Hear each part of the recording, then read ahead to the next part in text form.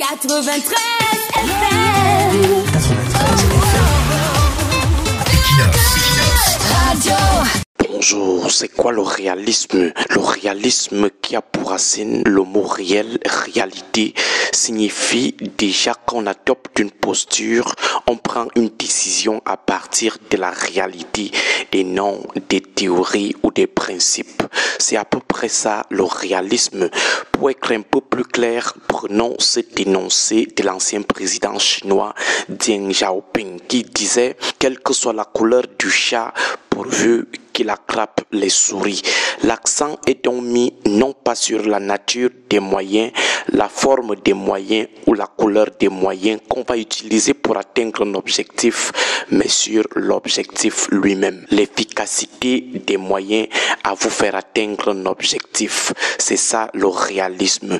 Quelle que soit la couleur du chat, pourvu qu'il attrape les souris. En politique, on parle de la réelle politique, ou si on veut franconiser, on parle de la réelle politique.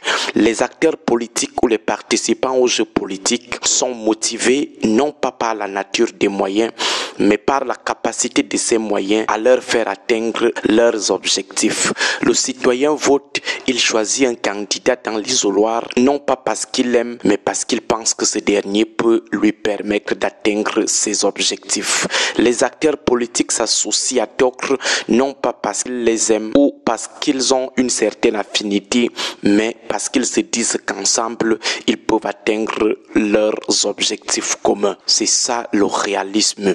Quelle que soit la couleur du chat, pourvu qu'il attrape les souris.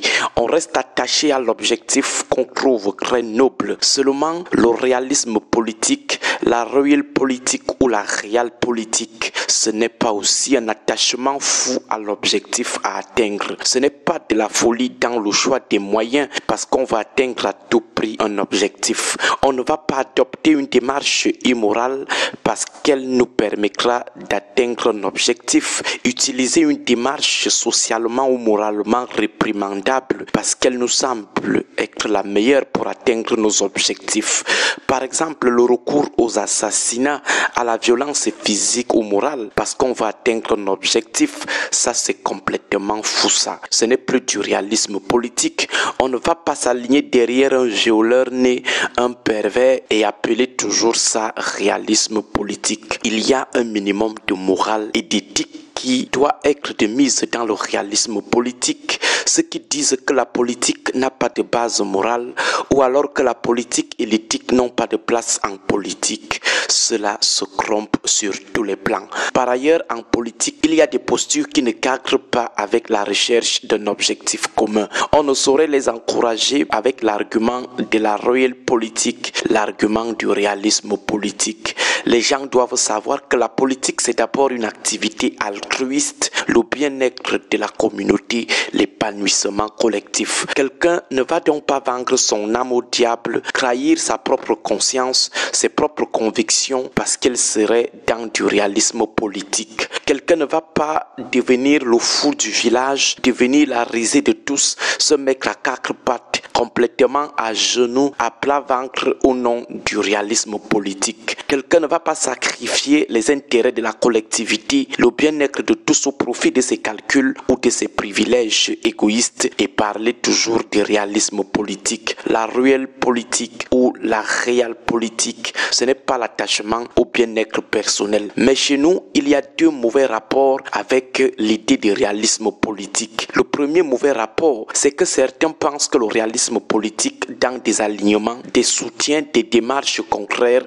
c'est la trahison. Du moment où ces derniers aspects permettent d'atteindre facilement un objectif partagé, surtout si ces aspects ne mettent en mal ni l'éthique ni les intérêts communs, il n'y a aucune trahison envers ses convictions. Le deuxième mauvais rapport, c'est l'égoïsme. Beaucoup d'acteurs politiques sont engagés dans des démarches personnelles nombrilistes et appellent ça réalisme. Le réalisme n'est incompatible ni avec la morale ou l'éthique, ni avec l'intérêt collectif. Au contraire, il n'y a aucun réalisme soutenable en politique sans mise en avant de la morale et de l'épanouissement commun. Bon début de semaine à vous tous. 93 FM.